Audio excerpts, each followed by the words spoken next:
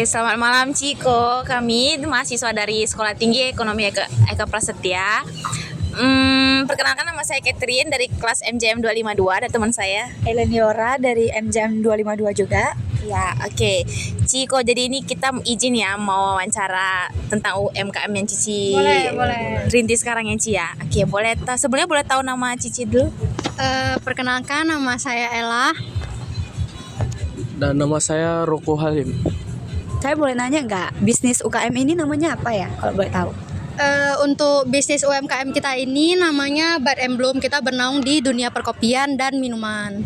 Ci, sekarang kita masuk ke pertanyaan pertama ya Ci. Yang pertama, apa sih menu best seller di UMKM ini dan mengapa menurut Cici menu ini paling dinikmati? Untuk menu best seller kita itu ada di kopi, dan yang best seller itu ada kopi gula aren. Kenapa itu paling best seller? Karena sebenarnya pecinta kopi itu banyak, cuman untuk orang nggak terlalu suka sama rasa pahit dari kopi. Makanya orang lebih prefer untuk minum yang ada manisnya. Makanya kita menyediakan kopi gula aren, karena kan udah manis dari gula arennya kan. Jadi orang lebih bisa enjoy dari kopi kita gitu. Berarti untuk menu best sellernya itu kopi gula aren ya Ci. Jadi berapa ya harga jualnya? Untuk kopi gula aren kita kasih harga 23.000 per cup. Tuh, 23 per cup. Nah, kalau boleh tahu berapa sih rata-rata jumlah kopi yang Cici jual per hari atau per minggu ini? Kalau misalnya untuk yang best seller kita kopi gula aren ya, itu sehari kita bisa jual sampai 5 cup atau 6 cup. Berarti kalau misalnya untuk per minggu kita bisa jual kayak 60 cup gitu. Oke. Keempat nih, faktor apa saja sih Ci yang mempengaruhi tingkat permintaan dari menu ini?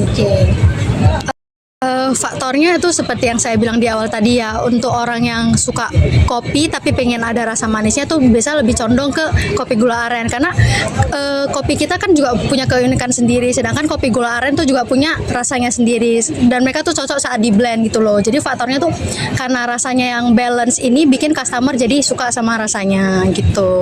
Ci atau Ko, kalau boleh tahu, faktor apa saja sih yang mempengaruhi penawaran atau produksi gula aren ini?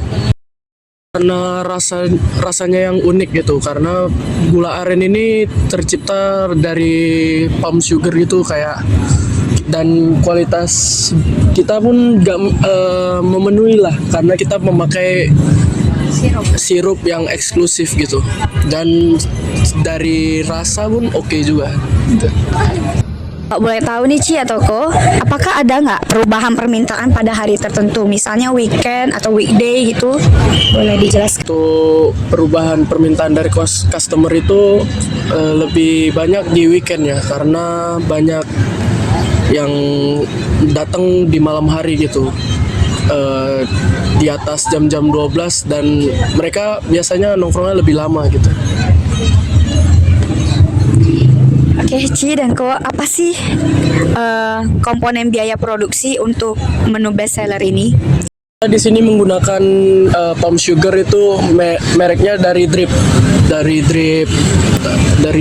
dan ini saya sarani karena sangat eksklusif dan rasanya juga balance untuk dimasukkan dengan kopi kita gitu. Susu, Dan jelasin susu sama kopi yang kita pakai dua. kalau susu kita pakai susu fresh milk dari Diamond, dan untuk rasa ke kopi kita pun juga lebih balance gitu. Kita pakai kopi jenis biji apa?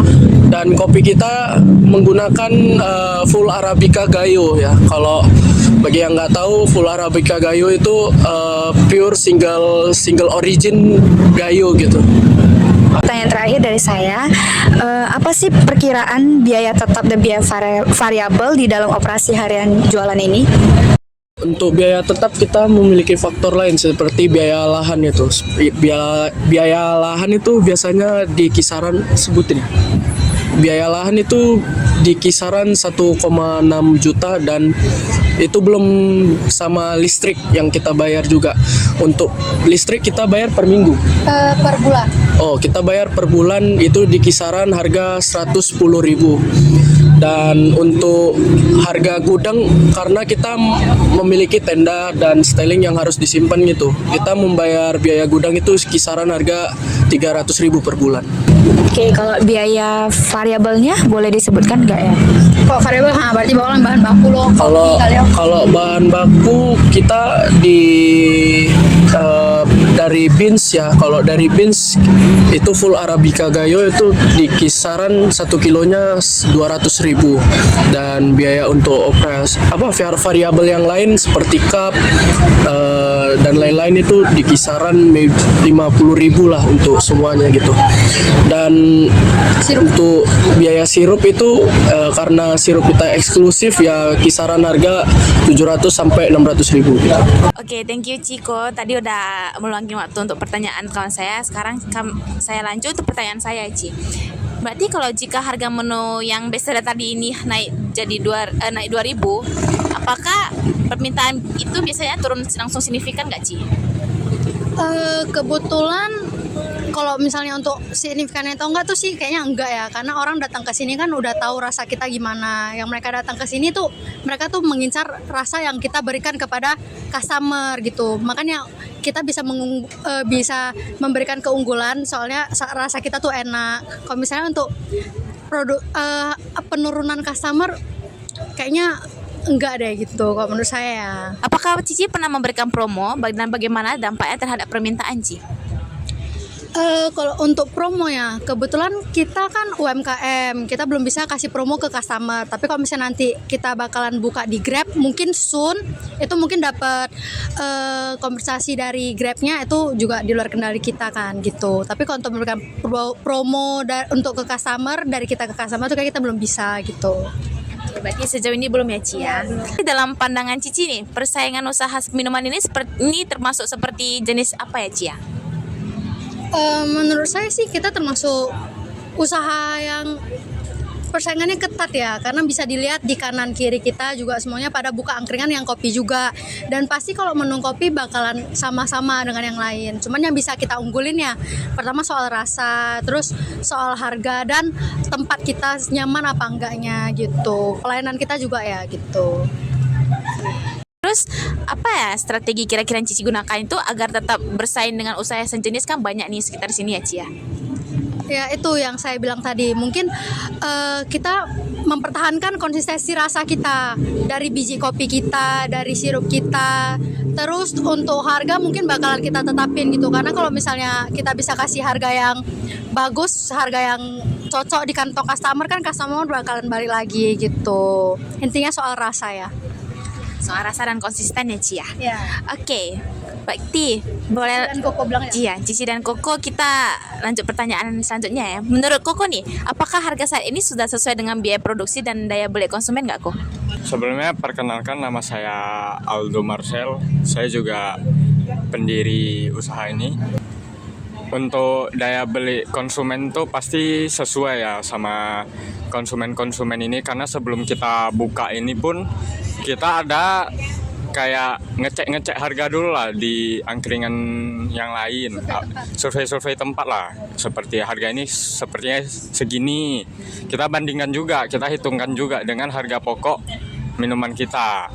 Untuk konsumen pasti ada lah, nggak mungkin ini semuanya sepi. Dia seperti di hari Sabtu itu pasti rame, itu sih. Oke, jika harga bahan baku naik nih Kok, kayak contoh beansnya atau harga-harga bahan baku yang naik nih, apakah akan ada menaikkan harga jual Koko? Untuk itu pastinya kita mengecek, kayak survei dulu lah sama tempat-tempat lain. Apakah mereka dengan kenaikan bahan baku tersebut mereka ikut menaikkan harga.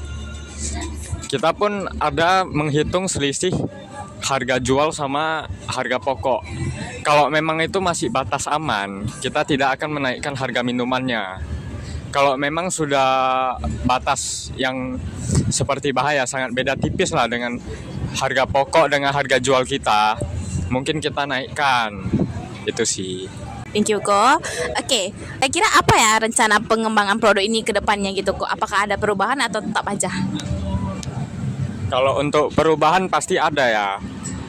Seperti yang kita rencanakan sebelumnya, kita ada membuat es krim avocado dengan kopi. Nanti kita rencananya seperti itu, dan V60. Ya seperti itulah, banyak lah pengembangan seperti tenda yang lebih lebar, terus meja yang lebih besar, itu sih. Styling juga. Nah, sama styling lah yang lebih kelihatan modern. Ya, Oke, thank you Ko. Ini last question nih ya Ko, pertanyaan terakhir. Jadi menurut Koko nih dalam udah kira-kira hampir sebulan ya Koko jualan ya. Apa tantangan terbesar dalam menjaga konsistensi produk ini Ko? tantangan terbesarnya yang paling utama itu cuaca. Meskipun kita ada tenda, tenda ini kan nggak yang besar-besar kali. Ya, 3x3 itu membataskan yang mau beli pembeli. Kan ini yang luar ini nggak bisa duduk, yang pembelinya nggak pakai tenda. Makanya kalau lagi hujan, yang beli cuma beberapa lah, sangat sedikit. Terus yang kedua, bahan baku yang misalnya tidak laku, dia ada waktu kadaluarsanya. Kalau udah memang tidak lakunya sangat lama, jadi kadaluarsa itu kita kerugian yang sangat besar lah ibaratnya. Ya sejauh itu selama kita sebulan itu saja sih yang tantangan terbesar kita. Cici, berarti Cici sama Koko ini ada pesan dan kesan nggak kira-kira ya untuk para penjual UKM yang di luar sana, atau mungkin ada tips-tips and trik gitu ya untuk para pejuang lain? Pesan saya untuk yang lain, ya tetap semangat lah, jual-jual wirausaha seperti ini, tetap semangat, konsisten, jangan menyerah lah ibaratnya, itu sih. Terus tips and trick kita tetap jaga kualitas untuk yang masih baru merintis, jangan mau ambil untungnya aja tapi nggak mau memberikan yang terbaik untuk customer. Terus yang terakhir untuk semuanya jangan lupa datang ke Bite and Blooms.